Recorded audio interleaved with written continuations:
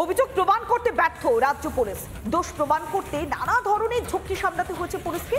তবে পলকা আইনি গেরোয় অনেক ক্ষেত্রে সাজা পাচ্ছে না অভিযুক্তরা। প্রয়োগ করা যাচ্ছে না একের পর এক যে সমস্ত সাজা, সেই সমস্ত সাজাগুলো দেয়া যাচ্ছে না কেন?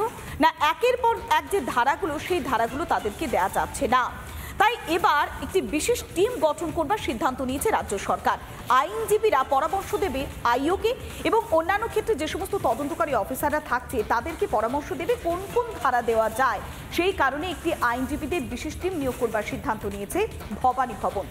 তাহলে কি 26-এ যে নির্বাচন রয়েছে, সেই নির্বাচনের আগে এবার কি শাক দিয়ে মাছ ঢাকার চেষ্টা করছে রাজ্য?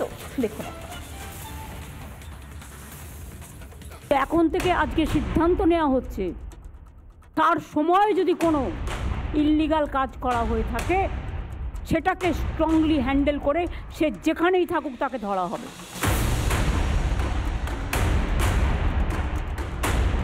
আগেই সতর্ক করেছিলেন মুখ্যমন্ত্রী, রাজ্য পুলিশের ভূমিকায় খুশি না হয়ে আরও কড়া হতে বলেছিলেন। এবার সেই প্রক্রিয়া শুরু করল রাজ্য পুলিশের সদর দপ্তর। পুলিশ আধিকারিকদের আইনি সহায়তার ভাবনা ভবানী ভবনের। জেলায় জেলায় আইনজীবী নিয়োগের নির্দেশিকা দিল ভবানী ভবন। লঘু ধারায় মামলা করা হচ্ছে, একটা সময়ের পর তাদেরকে আর ধরে রাখা যাচ্ছে না, তাদেরকে ছেড়ে দিতে হচ্ছে। যা যা অভিযোগ থাকবে সেইগুলোকে তার চার্জশিটে মেনশন করতে হবে। অনেক ক্ষেত্রে এরকমও দেখা গেছে যে সেগুলোকে মেনশন করা হচ্ছে না। যারা তদন্তকারী অফিসার তারা এই অনেক ক্ষেত্রেই ধারাগুলো জানেন না, যে ধারা দিলে অপরাধী বা অভিযুক্তদের ধরে রাখা যায়।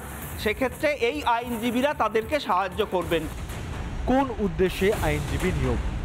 অপরাধ সংক্রান্ত মামলায় সঠিক ধারার প্রয়োগ, ভারতীয় ন্যায় সংহিতা মেনে মামলা, তদন্তকারী অফিসারদের আইনের পাঠ, পরামর্শ করেই চার্জশিট পেশ করার সিদ্ধান্ত, অপরাধের গ্রাফ বেড়ে যাওয়ার সিদ্ধান্ত, ধারার অপব্যবহারে জামিনে মুক্ত অভিযুক্তরা, সেই প্রথা বন্ধ করতেই ভাবনা। জেলায় জেলায় পুলিশের সহায়তার জন্য নিয়োগ করা হচ্ছে আইনজীবীদের। 1 বছরের চুক্তিতে হবে নিয়োগ। তবে পুলিশের এই পদক্ষেপে ঝড় বইছে সমালোচনার। এইভাবে তারা ল অর্ডার মেনটেন করছে, আজকে তৃণমূলকে মারছে। এটা আসলে তাদের যে কাটমানির ভাগ বাটোয়ারা নিয়ে এগুলো চলছে। ল অ্যান্ড অর্ডার মেনটেন করার জন্য ওরা যদি আজকে উকিল নিয়োগ করে তাহলে পুলিশের আর দরকার কি? এই হচ্ছে বাংলার চিত্র। অপরাধীরা কার্যত দখল নিয়েছে আর পুলিশ হাঁটু গেড়ে এই অপরাধীদের সামনে আত্মসমর্পণ করেছে। পুলিশ কি তাহলে পারছে না সঠিক ধারায় মামলা রুজু করতে? একটার পর একটা ঘটনায় জেরবার এই বাংলা। শিখে উঠেছে আইন শৃঙ্খলা। শুট আউট থেকে ধর্ষণ করে খুন, মাকড়সার জাল গ্রাস করছে এই বাংলাকে। আদৌ কি আইনজীবীদের পরামর্শে চলবে পুলিশ, নাকি একই থাকবে পুলিশের ভূমিকা? ভজন গঙ্গোপাধ্যায়ের রিপোর্ট, রিপাবলিক বাংলা।